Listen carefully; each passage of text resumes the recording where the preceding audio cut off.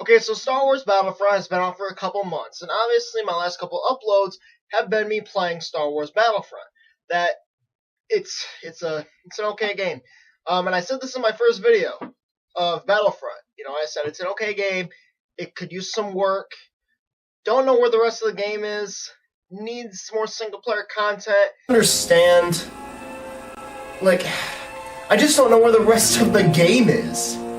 There's no campaign. I don't know, it's kind of annoying, and, these single-player missions are not worth anything. Needs to have more costumes and all this stuff, right? Yes, it's true. Battlefront needs to have more. Now, recently, in the last couple months, that was made in December. Now it's March, and EA has done a great service to us by providing us 3 free updates. All of these updates have actually been kind of promising. I'm not going to lie. They've actually been pretty cool. The first one, we had Luke Skywalker and Han Solo in costumes. Hoth costumes, actually.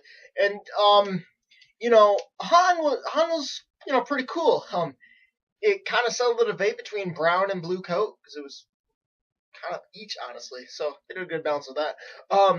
But the one that everyone was really excited for was Luke's, because Luke had a blue lightsaber. First blue lightsaber in Battlefront 2. Great update. I don't remember if they came out with a map or not. I don't think that they did. I think it was just costumes. Yeah, I don't think that there was a new map.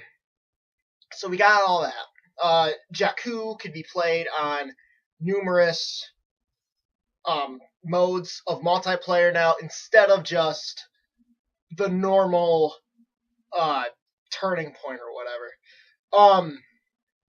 February had A-Wings working better and all this stuff. I guess A-Wings are having a problem. I wasn't really paying attention to that. I could be wrong though. But anyway, they fixed it, and they came out with a new map called Twilight on Hoth, which was a super cool map. So cool. It's a great map. Great map for Hoth. Great map for Hoth. And, yeah, they also, Leia. They came out with an Endor outfit for Leia. March gave us a big update too, and what did it have? It added a survival map on survival where you play with your friend or by yourself, and it came out with, balancing more weapons and all this stuff. And it also came out with a new map. Survivors of Endor, which is in my opinion, it's the best map in Battlefront so far. The map develops as time goes along. It's a great map. I love it. No problems with it whatsoever. Super cool setting, and I found a hero token right away. So fun with that too. Okay, now we're gonna get on to the new Outer Rim DLC.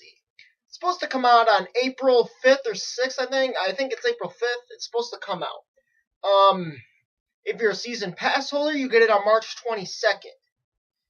So, here's the thing. If you're one of those people that thinks, I'm going to wait it for a little bit for it to come out, and then I'll buy the expansion pack to see how it is, well, here's the thing. The season pass is $50. Now, if you don't already know, if you're thinking that that's bullshit, it is. Now, most season passes are $50. Black Ops 3's season pass was $50. It's true. But the thing with Black Ops 3's season pass that you don't really mind is that has so much more content. In my opinion, though, Battlefront is more fun than Black Ops 3. The campaign in Black Ops 3 made no sense whatsoever. I mean, the only cool part was that you could play with a buddy. Simple as that. The story in Black Ops 3 has no ending that makes sense whatsoever. It's just stupid. It's dumb. But, the one thing that Black Ops 3 had was it had more content before the season pass. So you didn't really feel that bad when buying the season pass, because it already had a lot of content, and it was just something to look forward to with the season pass. Was when you bought an item from it, it was just something to look forward to when it came out, because you already had enough content to keep you busy for months, But when you buy the season pass, you have no game to really enjoy. You do now, but when players first got the game, the season pass was like a new game to be released. Now, it is, now the thing that, a lot of YouTubers and game players have complained about is that it's like buying 2 games. It's $110 to get the complete Battlefront experience. And that is very true. It's $110. But, like Black Ops 3, if you wanted the downloadable content, you had to get $110, right? So that's the same thing, but the thing that Black Ops 3 had going for it is that it had more content, like I said. So, if Battlefront had more content at its release, I mean, you wouldn't have anything to complain about. It would just be something to look forward to. But now you're pretty much waiting for a game to come out. And it's like the original Battlefront was just a beta. But now they've had these 3 updates, which is a lot more promising. The updates have brought us a lot of content that we all enjoy, and it's pretty cool. Now, the first DLC that's coming out is the Outer Rim DLC. Here's a part of the trailer for it. Hold on! Come on, guys, let's move up!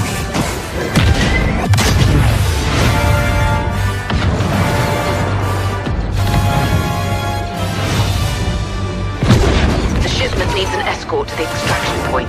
Incoming fire! It looks epic, right? It does. Greedo, and whatever his name is. I don't know. But here's the problem with this, okay? Now, Jabba's Palace, what we did not see in this trailer was the Rancor. The Rancor was in Battlefront 2, and he would pick you up and he would eat you, and then he would poop you out, and then you would die. He would literally, poop you out, and you would die. I haven't seen the Rancor in this trailer. Maybe he will be there once, the actual game comes. Or maybe he won't, and that would suck. Because they gave us that Rancor in 2005 in Star Wars Battlefront 2. If they don't give it to us in 2016, not 50, 16, 11 years ago, that's sad. New mode hut contracts, that looks pretty interesting. Now, in this DLC, we're getting a capture the flag mode, which sounds okay, but you're also paying $15 for one mode, and that's capture the flag. And no one really plays capture the flag. In Star Wars Battlefront, you pretty much play heroes versus villains, supremacy, walker assault, fighter squadron, and blast. Those are the 5 game modes that people usually play. Hero hunt you don't even play. No one plays hero hunt. No one plays cargo rush. No one plays droid rush. No one ever plays those modes at all. It's just stupid. Okay, so this new Outer Rim DLC is coming out. We're gonna get a new mode and all this stuff. 2 new maps, 4 new maps, actually, sorry.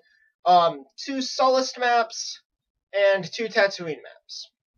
Now, this trailer looks epic, but one thing I've noticed right away, look at our 2 heroes. Look at our 2 heroes. The problem with this, here's when I knew something was wrong. They said Greedo. I expected that. Who else are you going to pick? There are no other major villains in the Star Wars universe in the original trilogy that this Battlefront timeline is going for. They're not going to have Kylo Ren back there. Because it's not a part of this Battlefront timeline or whatever, right? Yeah. So Greedo I expected. Now, some people will say, hey, we already have his race. If you're a rebel, you can already be Greedo's race, right? Well, you're not Greedo, but it's true. You might as well be. But also think about this, guys. Who are they going to pick? There's no other villains in Star Wars that really mattered. You already have Vader, the Emperor, and Boba, the 3 major ones. And Boba had 5 lines in all 3 movies, okay? So, I expected this. Because who else are you going to go for? It's your first downloadable content. Go with someone that's at least kind of memorable. That's an okay choice. It's kind of dumb, because you can already be his race. But it's okay, I guess. We can... Expect that for the villains. Expect bounty hunters that you don't recognize. Because that's who all these villains are going to be, is bounty hunters. Because you have no one else to go to with these villains. You don't. Now here's the problem with the heroes. Okay? Heroes, on the other hand, you have so many to choose from in the original trilogy. You already did Luke, Han, and Leia, the three main guys. That's easy, right off the bat, right? Okay, let's name some others. Chewbacca. I know Calrissian. Even have, like, Wedge Antilles. Why not Wedge? He's cool. Have him in, like, a pilot suit. Like Luke had in Battlefront 2. Have him in a pilot suit. It's not bad. It's kind of cool. Yoda. Why not Yoda? And the one that everyone wants. We want an old Ben Kenobi. Ben Kenobi is freaking awesome. Why wouldn't we want Ben Kenobi? He had a lightsaber. Have him fight Darth Vader. We want more of the lightsaber guys, you know? Now, I will admit this. If you just want to have one hero and one villain have a lightsaber, you did a really good job with choosing these, you know? But also, that's what we expected. We knew Luke was going to be in it, but we wanted to know what Luke. You chose a great job, EA, with making Luke a Jedi. That's the best Luke out there, definitely the most powerful one. You did a great choice there. And Vader, you know, if you're going to have a lightsaber duel between two characters, that's who you want. But here's the thing. We have this hero that comes out, DLC, Chewbacca, Lando, Yoda, Obi-Wan, Wedge Antilles. It could be any of those people. But who does EA choose for their first DLC? Nine Nub. Who is Nine Nub? I had to Google it. And it turns out that he's just the co-pilot in Lando, he's just the co-pilot with Lando in the Millennium Falcon. He never used a gun? What is this? What? It's dumb. Who would... No, seriously, tell me. What were you thinking? Not only was Nine Nub... I call him Nub Nub. We'll call him Nub Nub from now on. Not only was Nub Nub not on Tatooine in the movies, you know who was? Chewbacca. Chewbacca was on Tatooine. In Return of the Jedi. In Jabba's palace. Where the maps are. Nub Nub never used a gun. He never stepped foot on a planet. He was always in a spaceship. If you're gonna make him something, which you shouldn't, first of all, because no one cares about Nub Nub, make him a ship hero, because that's all we see him in. He's in a ship in The Force Awakens. A ship! Not on land. A ship. Make him a ship hero. But don't do that. Why would you do this? It makes no sense whatsoever. I don't understand. You had so many heroes to choose from. Villains, just make them bounty hunters, because you don't have a choice. That's okay. We expect bounty hunters. And you actually did a pretty good job choosing Greedo, because who else are you going to choose for your first DLC? But you have so many heroes to choose from, that you choose Nub Nub. I can guarantee you, 50% of every Star Wars fan in the entire world had to Google who Nub Nub was first. And the 50% that didn't do nothing but watch Star Wars every single day of their lives. Okay? I know I have a Star Wars room, but I haven't watched a Star Wars movie since like early 2015. Okay? I don't know Nub Nub's name. I don't research these characters. So I had to Google this. Why should I have to Google who a hero is for a video game for a DLC that I'm paying $15 for? You want me to Google the character? What? Obviously, you're releasing Chewbacca because he's in the diorama mode of the Millennium Falcon. Oh my god. Why not just do it now? By the way, I've done this with Black Ops 2. There are 4 expansion packs for this downloadable content. Buy the season pass if you plan on buying all 4 of the expansion packs. Each one is $15. So, 15 times 4 is 60. The season pass is 50. Not only that, but you get like a 2-week early access on all downloadable content. Buy the season pass if you're gonna buy them. And if you want my advice, just buy the season pass now. Because it's kind of looking like it's going in the right direction. Kind of. Maybe not. Maybe.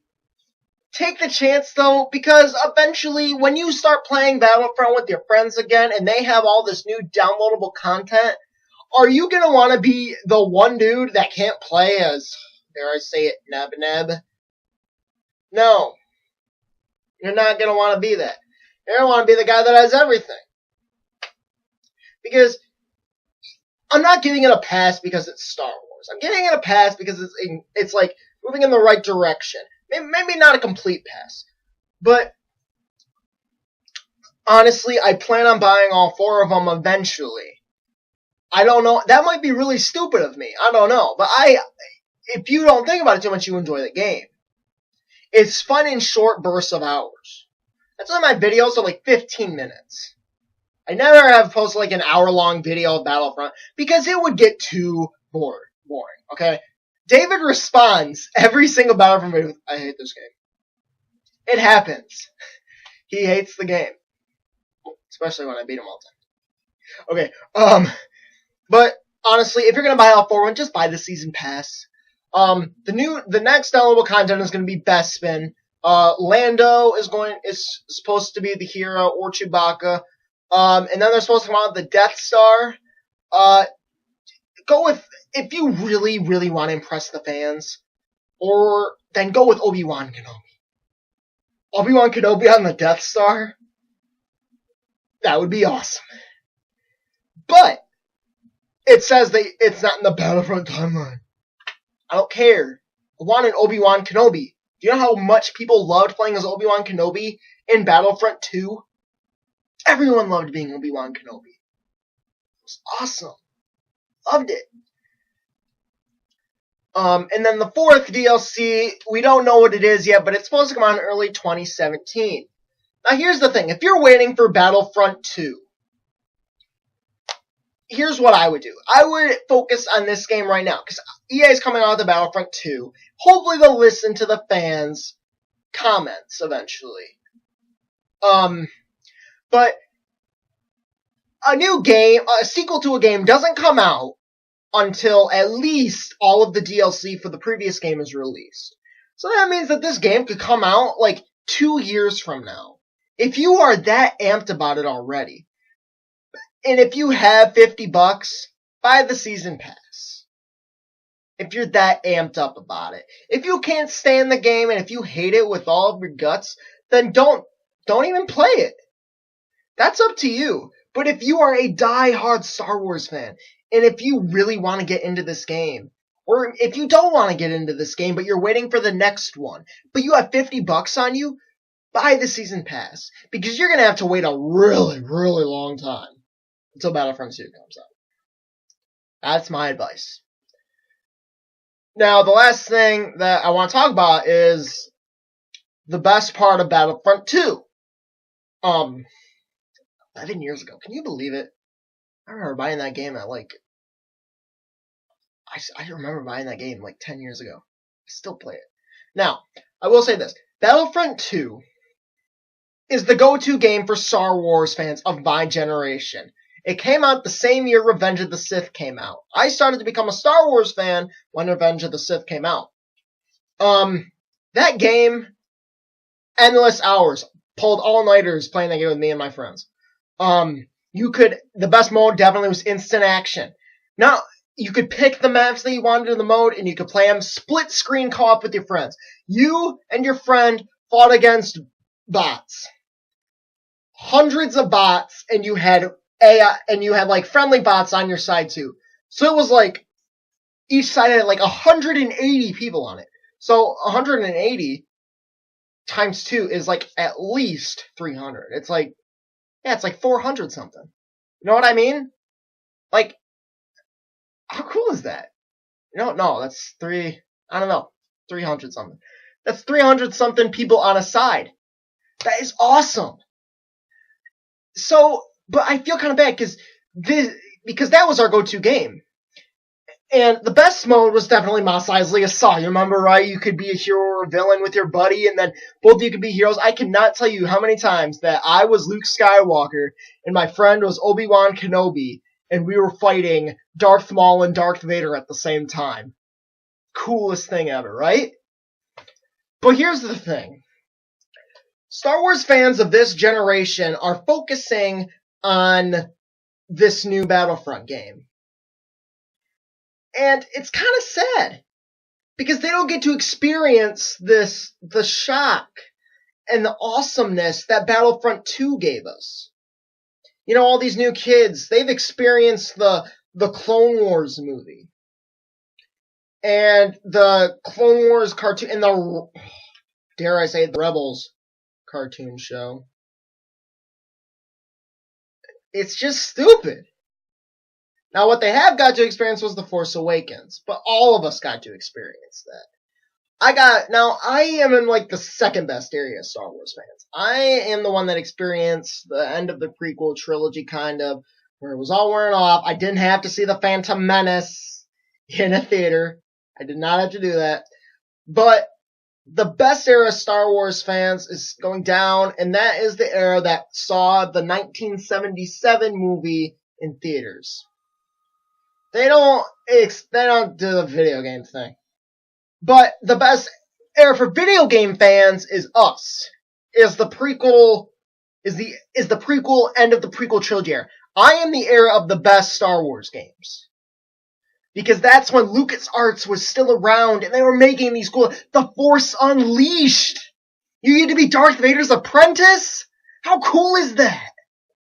And then you turn against him and you get to fight Darth Vader with the Emperor, and you get to choose your own ending, and then they came out with 2 games, and one game had the dark side ending on it, and then one game had, if you chose the light side, like if you chose the dark side ending and The Force Unleashed, a game came out for that, like a sequel to the dark side ending, and then a game came out for the light side ending. It was awesome. LucasArts was at its top notch. Came out with these great graphics for games, and did these amazing things with it. And it was so cool.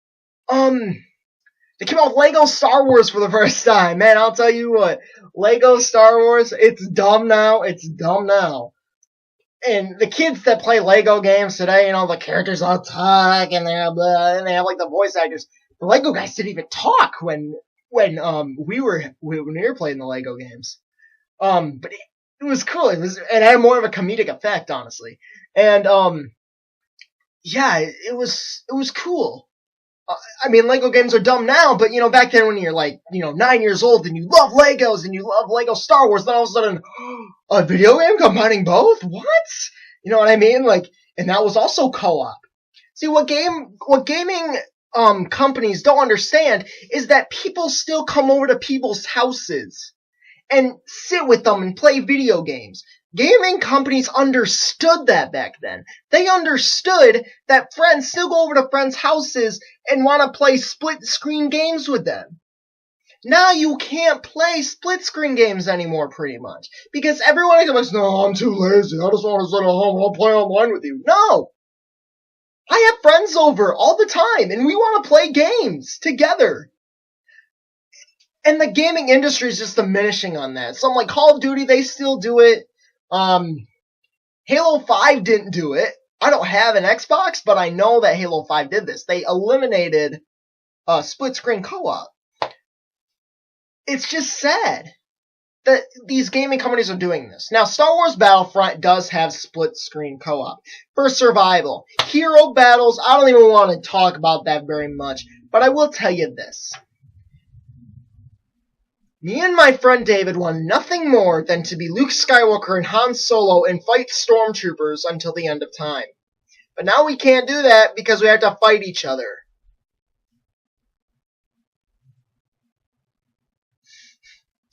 Why didn't they let us both be a hero, or both of us be a villain and fight against AI and have friendly AI on our side? We can't do that, can we? No, because yeah, people are stupid.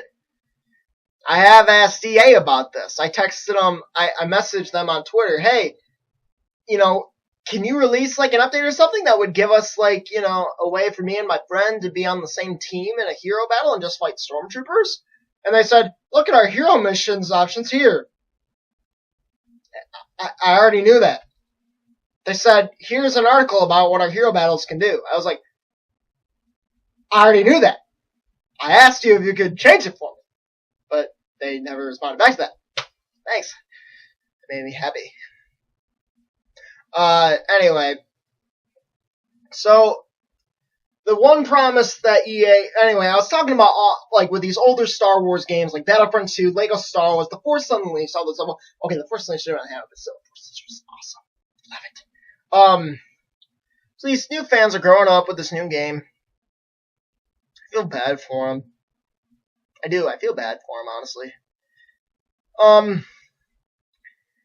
But what most of these good Star Wars games had was offline multiplayer. Now, a guy tweeted to EA and said, hey,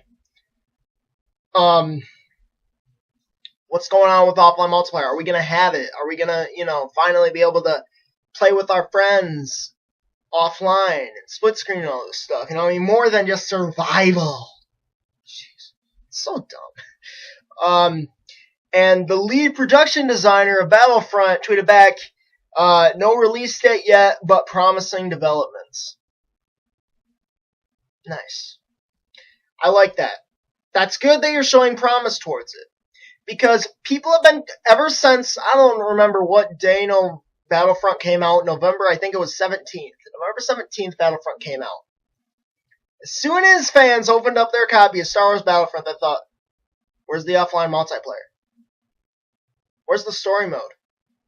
Now, a story mode in Battlefront would be pretty cool. I will admit that. The guy that plays Finn, John Boyega or something, he wants a story mode in Battlefront. Battlefront 2 had a story mode called Rise of the Empire. It was pretty fun. But if you're going to add a story in this Battlefront game, add offline multiplayer first. That's what people want more than a campaign is offline multiplayer right now, honestly. Because if you have a campaign, it's probably going to be single player campaign. But people still want to play with their friends. You can play offline multiplayer probably by yourself if they get it right. If they get it right, because Call of Duty has the option where you can play offline multiplayer by yourself and with bots. Or you can play with a friend. Battlefront better not only give me the option to play offline multiplayer if I have a friend with me. Or else it's going to be me and an on-empty controller just not moving his guy on the second player screen. Because I'm playing it no matter what. Supremacy. Like Walker Assault, Heroes versus Villains. That would be cool to be to play heroes versus villains and choose your side and then fight AI of the villains. That would be cool. Hopefully they will do good with this offline multiplayer thing. If they don't, I've lost all hope. This is the one thing that the Battlefront fans want more than anything is offline multiplayer. Do not mess it up, please. Please don't mess it up, because that would really suck. Seriously, don't mess it up. Make it like Call of Duty. Have the offline multiplayer be like Call of Duty's. That works fine. Just do it. Just do it. So anyway, guys, that's my opinion on Battlefront so far. They've come out with some updates that have made it better, but they really need to improve on a lot of things. Especially this offline multiplayer thing, it has to go well. If you are planning on buying all 4 expansion packs in Star Wars Battlefront, it's cheaper and better to buy the Season Pass. Do that if you really want to. Don't wait for Battlefront 2, because they're not going to come out with Battlefront 2 before all the DLC of Battlefront is released, and the last one is supposed to be released in like 2017. So don't wait. Just buy this stupid pass. It needs to be improved. It's improved some. EA just needs to focus on offline things. They need to treat this like a classic Star Wars game, like Battlefront 2. Everything that was in Battlefront 2 we loved. take Battlefront 2 and put it into this new game, because we feel like we are supposed to play Battlefront, not only because it's the newest Star Wars game, but because it's got such good graphics. Now, PC version for Star Wars Battlefront 2, terrific graphics for its time. But it's nothing compared to Star Wars Battlefront. The game looks gorgeous. And we always want to play the games with really good graphics. This game is better. I didn't have to pay any money for any downloadable content. Back then, video games, when they were released, that was it. And they had a ton of content in them.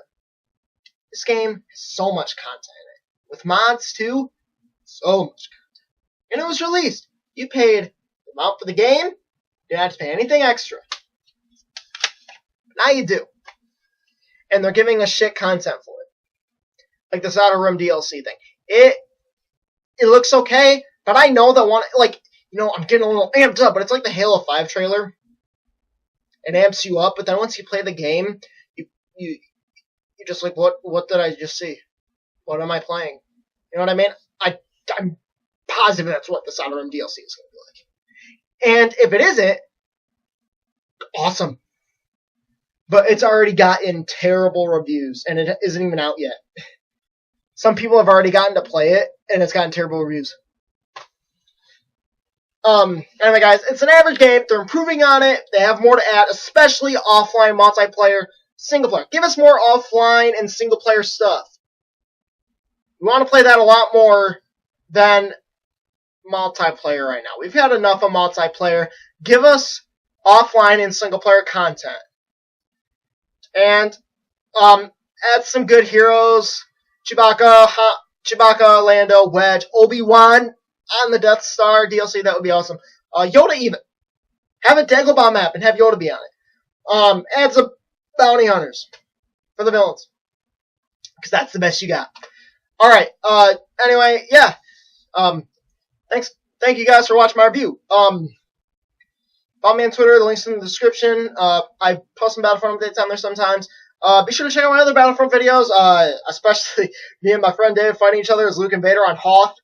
He loses his mind. Fuck. God fucking damn it, this game is bullshit.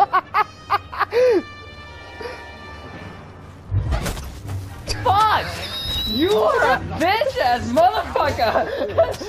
Die in your sleep, you bitch! Anyway, thank you guys so much for watching, and I will see you guys very soon on my next video. Alright, talk to you guys soon.